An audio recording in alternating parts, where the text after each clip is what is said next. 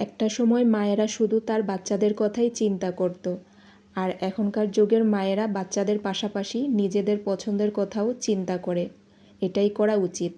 আসসালামু আলাইকুম my YouTube family. সুন্দর দিনের নতুন আরেকটি ভিডিও নিয়ে চলে আসলাম। আমার সাথেই থাকেন, আশা রাখছি ভালো লাগবে। আগের দিনের মায়েরা শুধু বাচ্চাদের পছন্দেই রান্না করত, কিন্তু এই যুগ এখন পাল্টে গেছে। এই যুগের মায়েরা কিন্তু বাচ্চাদের পছন্দের পাশাপাশি নিজেদের পছন্দের খাবারও তৈরি করে।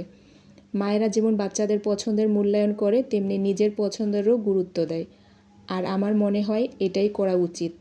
একটা সময় ভাবতাম মায়েদের কোনো পছন্দ থাকে না, কিন্তু এখন মনে হয় মায়েরা কতটা ত্যাগী। তারা বাচ্চাদের কথা, ঘর সংসারের কথা চিন্তা করে নিজেদের পছন্দটা ভুলেই যেত।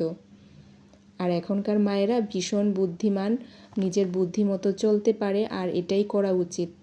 কারণ একটা সময় পরে দেখা যায় যে বাচ্চাগুলো বড় হয়ে যার সংসার, যার জীবনযাত্রা নিয়ে ব্যস্ত হয়ে পড়বে। তখন এই মা বাবার কথা কতটুকু মনে রাখবে বা রাখাটাই বা সম্ভব। তাই প্রথম থেকেই বাচ্চার পছন্দ, বাচ্চার সব কিছুর পাশাপাশি নিজেদের পছন্দেরও প্রায়োরিটি দিতে হবে। আমি এখানে মিক্সড ভাজি করে নিচ্ছিলাম।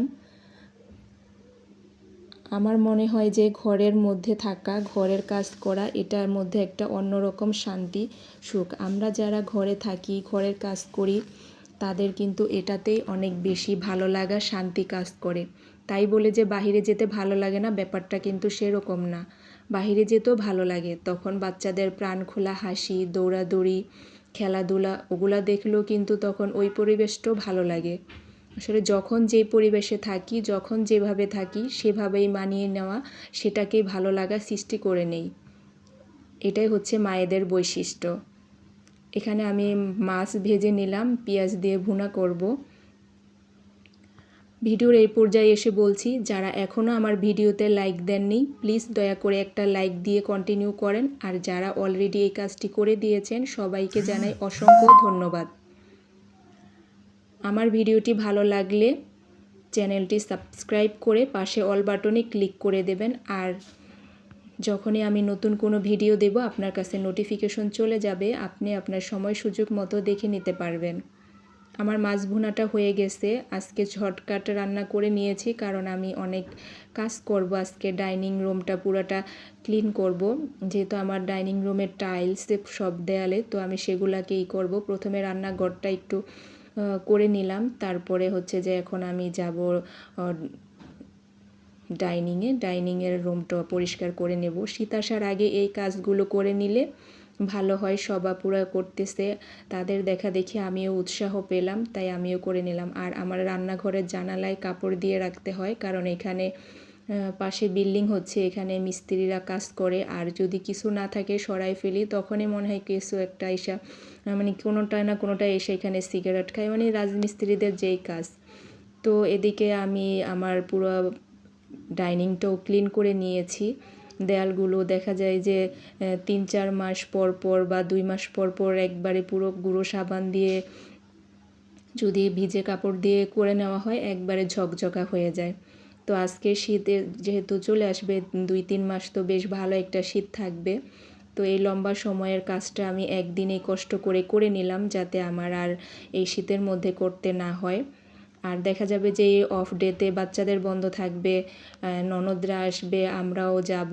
তো বাসাও আমাদেরও বন্ধ মানে কিছুদিন হয়ে থাকবে, আবার আমাদের বাসায়ও ওরা আসবে, এক একজন যাওয়া আসা হবে। তো তার জন্য সব ডিপ ক্লিন করতে হবে। তার জন্য আগে ভাগেই সব করে রাখতেছি, যাতে শীতের মধ্যে বেশি পেরেশানি না হয়। আর যখন সবাই একসাথে হয়, বেশ আমরা অনেক মানুষ একসাথে হই, খুব ভালো একটা সময় কাটে।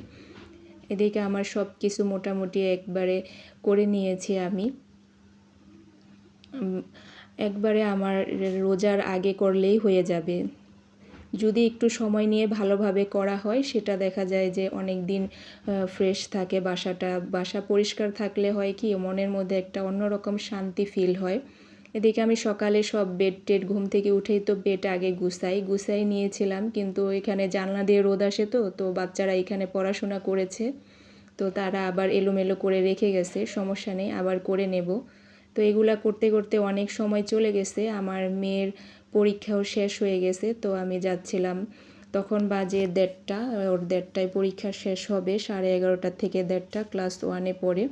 তো আর এখানে একটু দেখাচ্ছিলাম যে বাহিরের তো ফুটেজ নেওয়া হয় না, এদিকে অনেক কোয়ার্টার আছে, সরকারি কোয়ার্টার। আর এই মসজিদটা খুব সুন্দর, যদি আমি অপোজিট সাইড থেকে ভিডিওটা করেছি।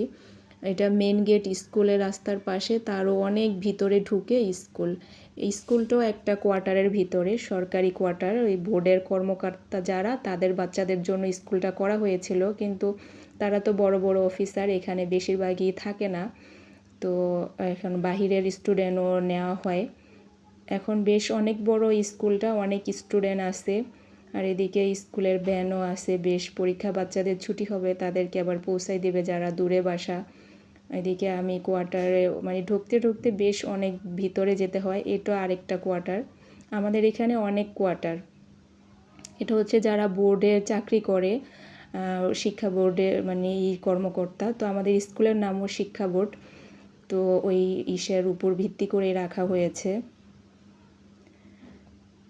জায়গাটা খুব সুন্দর, বেশিক্ষণ থাকলেও খারাপ লাগে না, বোরিং ফিল হয় না। যদি আমি একটু আগে চলে আসছিলাম ফার্স্ট দিন, আগে বের হতে দেয় না বাচ্চাদের, তারপরে মনে করলাম যে যদি বের হয়ে যায়, তো আমি 15 মিনিট আগে এসে দাঁড়িয়েছিলাম।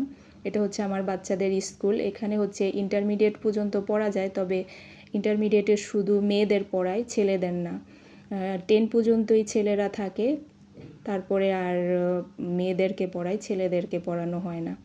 এরপরে চলে এসেছি বাসায়, তারপরে সকালে চা খাইনি, দুপুরে খাওয়া দাওয়ার পরে বিকেলবেলা চা খেয়ে নিলাম। সবাই ভালো থাকেন, সুস্থ থাকেন, আল্লাহ হাফেজ।